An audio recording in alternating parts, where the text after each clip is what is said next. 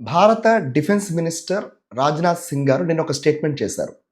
Red see మరియు Gulf of Aiden ప్రాంతాల్లో చాలా ఎక్కువగా ప్రమాదం ఉండే అవకాశం ఉందని, అందుకనే భారత నావికా వ్యవస్థని అప్రమత్తంగా ఉండమని చెప్పారు. ఎందుకు ఈ ప్రాంతానికి ఆ పేరు వచ్చిందనేది ఒకసారి మనం తెలుసుకుందాం. హలో! అందరికీ నమస్కారం. నా పేరు కళ్యాణ్ దత్ మేడిశెట్టి. ఈ ఛానెల్‌లో మీరు ఇంటర్నేషనల్ అఫైర్స్ మరియు కెరియర్ గైడెన్స్ వీడియోస్‌ని చూడవచ్చు.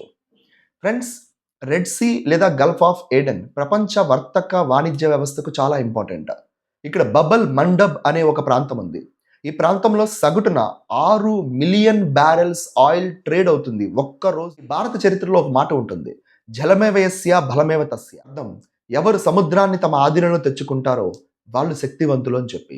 బ్రిటిషర్స్ కూడా నమ్మింది ఏంటంటే, he who controls the seas they are the most powerful.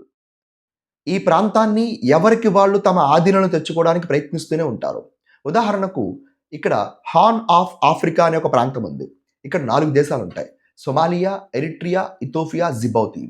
జిబౌతిలో China ఎక్కువగా తమ యొక్క ప్రాబల్యాన్ని పెంచుకుంటుంది. అక్కడున్న పోర్ట్లు కూడా చైనా కంట్రోల్ చేస్తుంది. మరో సైడ్ చూసుకుంటే సొమాలియా తీవ్రవాదంతో చాలా ఇబ్బంది పడుతుంది. అల్ షబాబ్ అనే ఒక గ్రూప్ ఇక్కడ వెళ్తున్న ఆయిల్ షిప్ల పైన, అలాగే ఇక్కడ వెళ్తున్న కొన్ని ప్రైవేట్ షిప్ల పైన దాడి చేసి దోచుకోవడం చేస్తుంది. Important area Yemen. యెమెన్ ఒక దేశంలా ఉన్నప్పటికీ కూడా 3 విభాగాల్లో ఉంటుంది. ఒక చోట యెమెన్ ప్రభుత్వం ఉంటుంది. మరొక చోట హౌతీస్ అనే రెబెల్స్ ఉంటారు. వీళ్ళకి ఇరాన్ సపోర్ట్ చేస్తుందని అంటారు.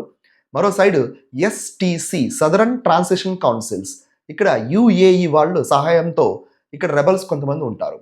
ఈ 3 విభాగాలుగా ఉన్న యెమెన్‌లో హౌతీస్ ఎప్పటికప్పుడు రెడ్ సీలో ఉన్న షిప్పుల పైన దాడి చేస్తూ ఉంటారు.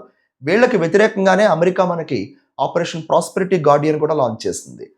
అయితే ఈ ప్రాంతం అనేది మరో రకంగా ఇంపార్టెంట్ కూడా. అదేంటి అంటే, ఇక్కడి నుండి సూయిజ్ కెనాల్‌కి చాలా త్వరగా చేరుకోవచ్చు.